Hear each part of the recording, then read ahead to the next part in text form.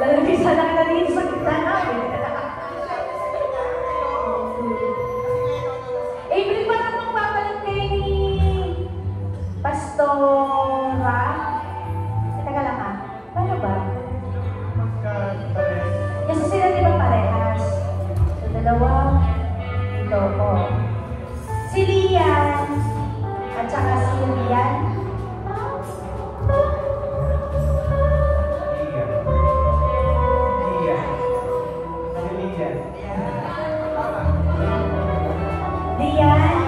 Rian.